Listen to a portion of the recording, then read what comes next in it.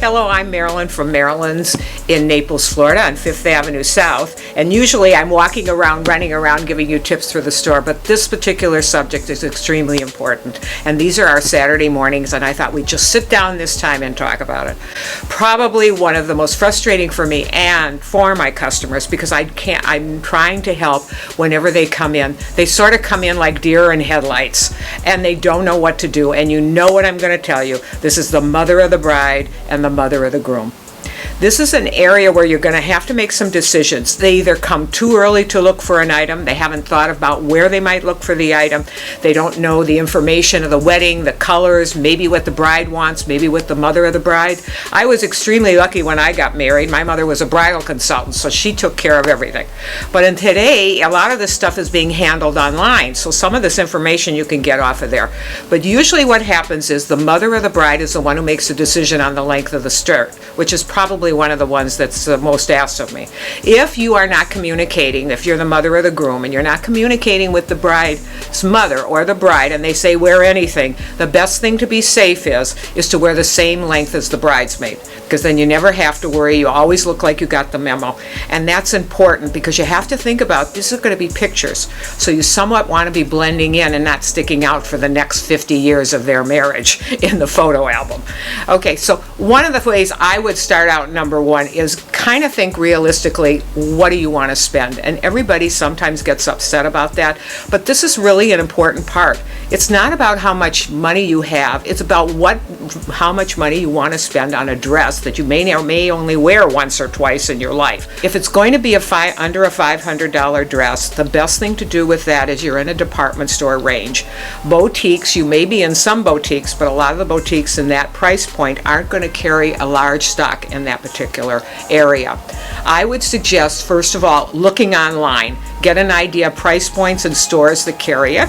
And also, another big tip is you can call the stores to find out, for instance, if it's a spring wedding, when do they bring in the special occasion for that? Or a fall wedding, when do they bring in their dresses for that?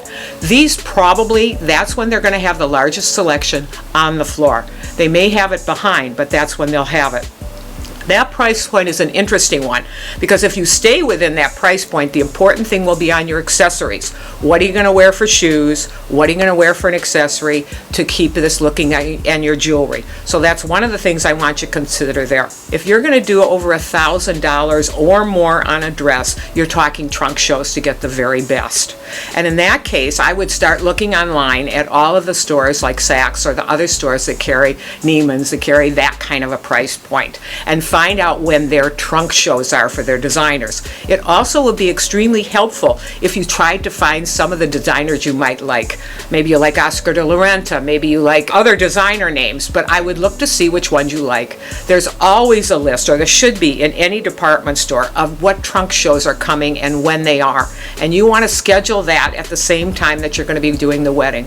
That's the best place to go to a designer that you like and to go to a trunk show. The best place to find it. So you want to think ahead. And when you go to that, you want to make sure that if they want you to try on a dress or something to see if you like it, that you might want to be dressed appropriately.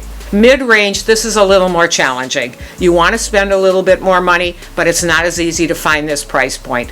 That one's got to be always online. And unless you can find a dress that may be stores, but they'll be far and few between. So those are some of my suggestions. On the mother or the groom, the best thing I say is get along. They are going to be married for a lifetime. You're going to have grandchildren. You want to make sure that whatever you do, you're matching in and complementary to the photography on that one.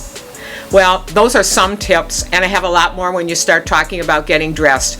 So if you want and you're interested, we're always open to those things. You can even call us if you want some advice, and maybe ask us where you can get some things. Anyway, when you come in, I really want to help.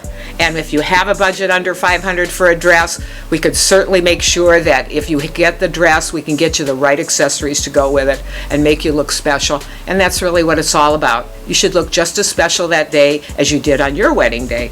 Anyway, thank you very much, and I hope this helps. This is Marilyn at Marilyn's on 5th Avenue South. Thanks a lot.